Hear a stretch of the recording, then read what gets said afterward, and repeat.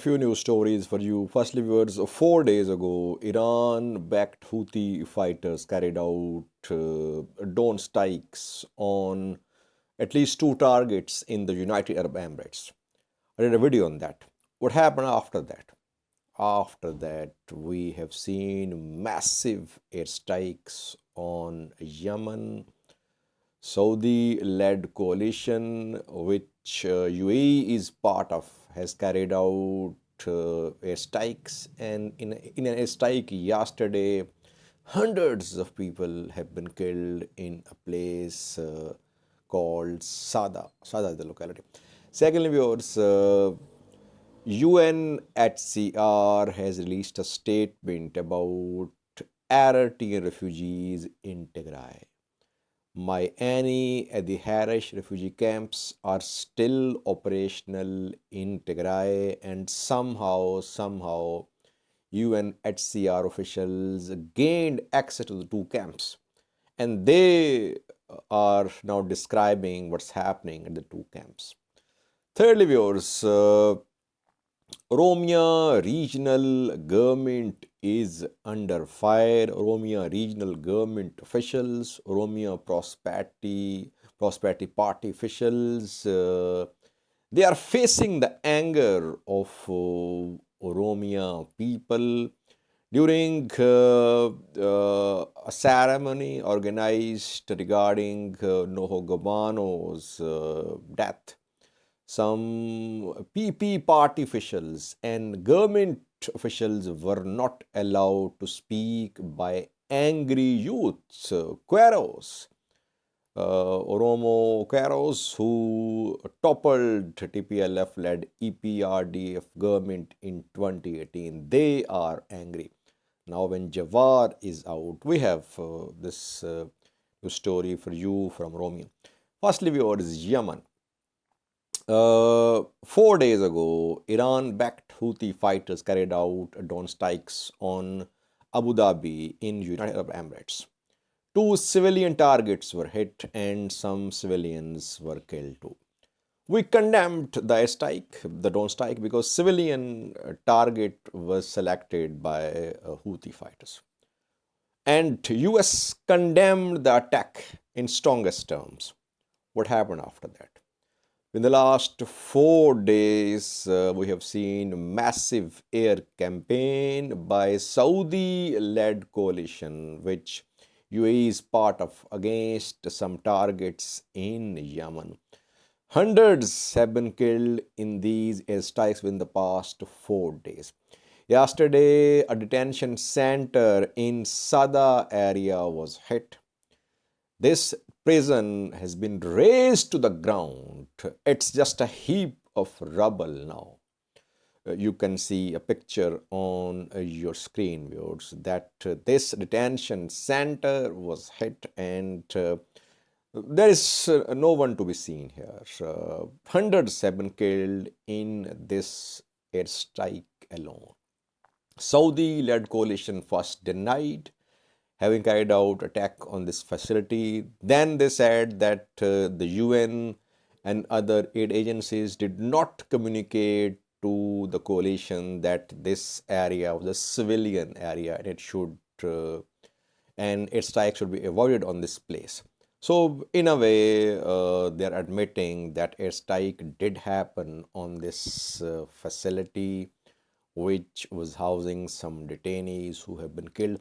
One hospital received 200 bodies, viewers. Only one hospital close to this facility. That shows that destruction was huge at this site.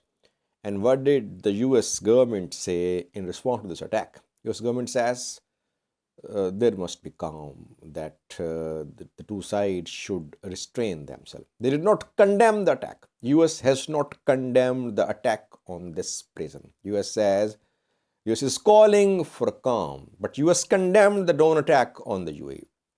So that's what's happening.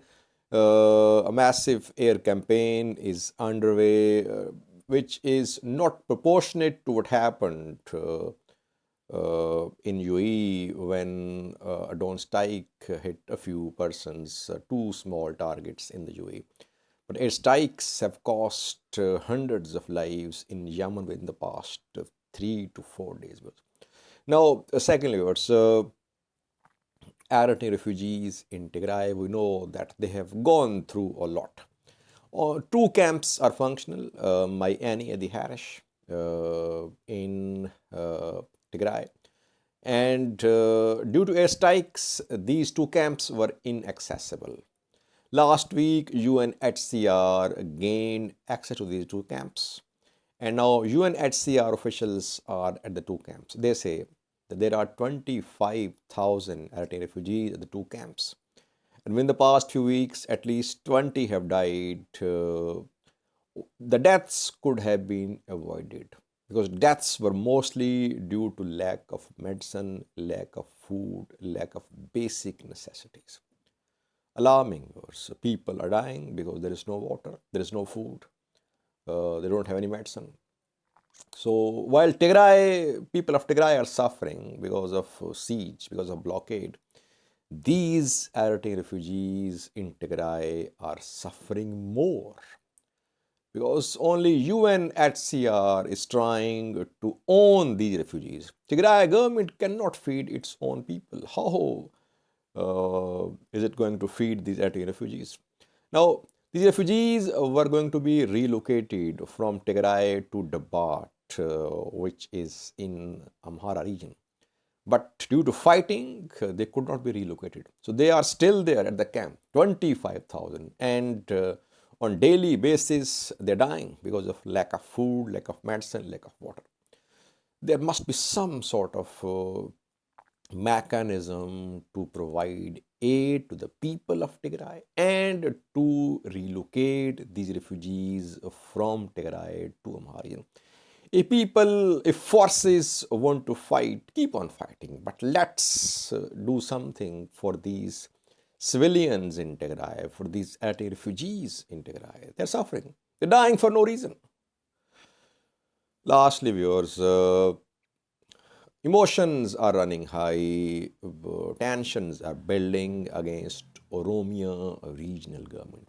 People are not happy with Shimalis Abdisa's government. We saw a demonstration of this thing 48 hours ago in a ceremony organized to remember Noho Gabana, Oromo singer who died 2 days ago. During the ceremony, some government officials participated too.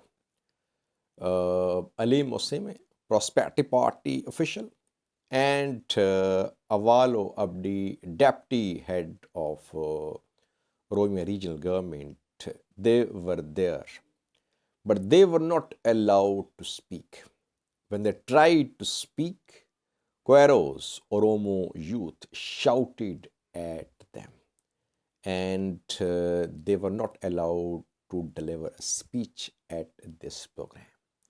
Then we have received at least 2 videos showing people chanting slogans against Prosperity Party in funeral gathering of Noho Gabana. These things show that people are not happy with Shimalis Abdisa's Prosperity Party government. Now when Jawar is out, Baklegarba, the leaders are out, we could see anti-government sentiment rise in Oromia. Question is, what will OFC leaders do? Will they try to cash in on this anti-government sentiment? What will they do? Will they go for street movement? Will they go for some legal battle? What will they do? Or will they just keep on issuing statements for the next 5 years and wait for the next election to be held after 5 years? Let's see. Could the recent release of political prisoners, politicians, lead to a change in Ethiopia? We're seeing that Skandar Naga is busy meeting with Fano leaders, with wounded soldiers. He's calling for continuation of war. On the other hand, anti-government sentiment in Oromia is on the rise. Could there be a change because of the release of political prisoners? Yes, there could be a change. It depends upon the strategy of these leaders, especially Oromo leaders. Oromia region, largest ethnic group in Ethiopia, Oromos.